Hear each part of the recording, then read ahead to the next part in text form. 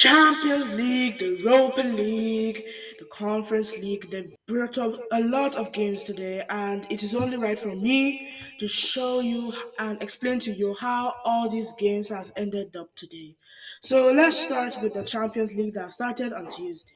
Arsenal nil, PSG 1. Well, there's nothing much to say about this game, honestly. PSG were just a better team. They had more shots on targets. They were just overall better. And Arsenal had so many chances. They just didn't find them in the back of the net. Well, they did, just was offside. PSG were just a better team. And I don't see Arsenal coming back from this. Sorry, Arsenal fans. Barcelona 3, Inter Milan 3. If this is not the game of the season, I don't know what it is. Because what was this? This was absolutely outrageous. The goal from Thuram, Lamine Yamal, both goals from Dumfries were excellent.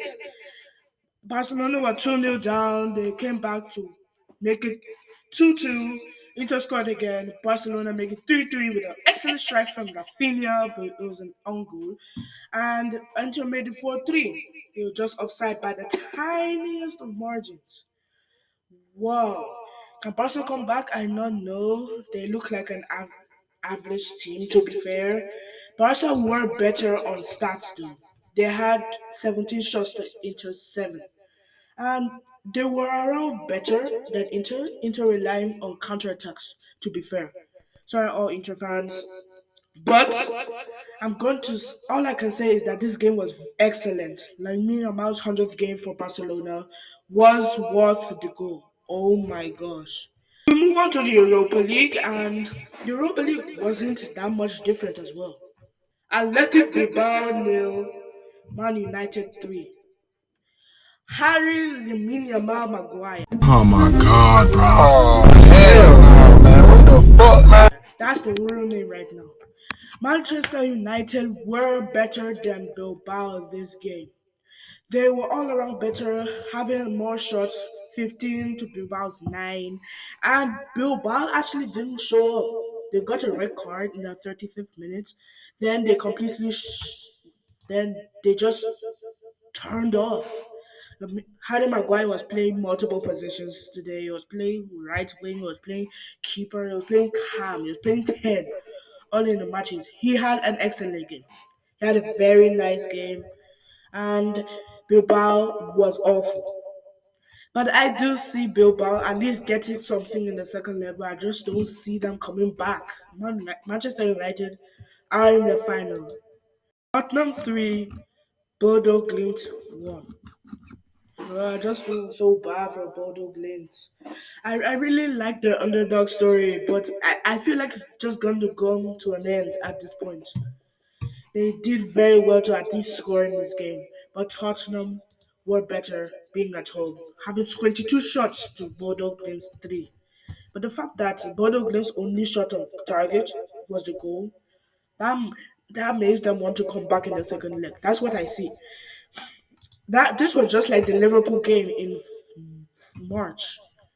They were all round worse than PSG, but that one shot on target they had was the goal they had.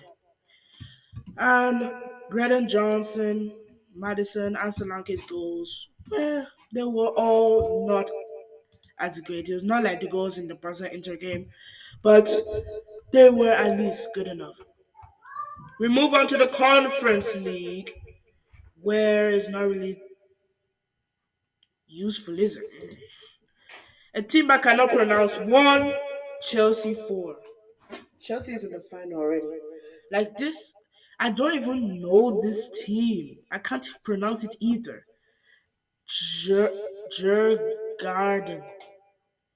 I don't even know how they're in the semifinals of the Conference League, but they were on better. Nicholas Jackson with 2 goals, Madueke and Sancho. Sancho scored?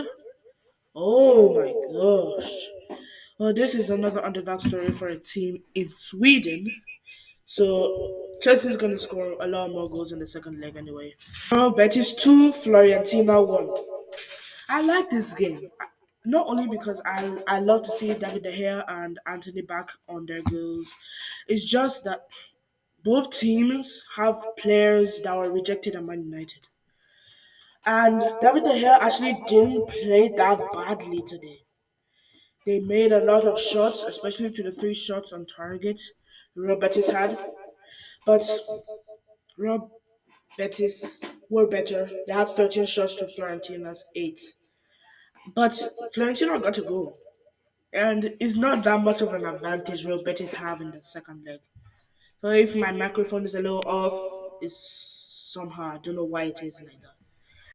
So the predictions for the second leg will be out later on today. But all I can say now is that this Barcelona Inter game is going to be decisive. Not only is Barcelona and Inter both likely to win their second leg games, it just looks like Inter are Inter are slipping up in the league. They have fallen asleep in Serie A, and I don't see them a better team than Barcelona this season. That's all I'm gonna say. That's all for the Champions League recap, and I'll make my predictions for the Premier League very soon because I think it's coming up. And one last thing, Arsenal fans, cry more.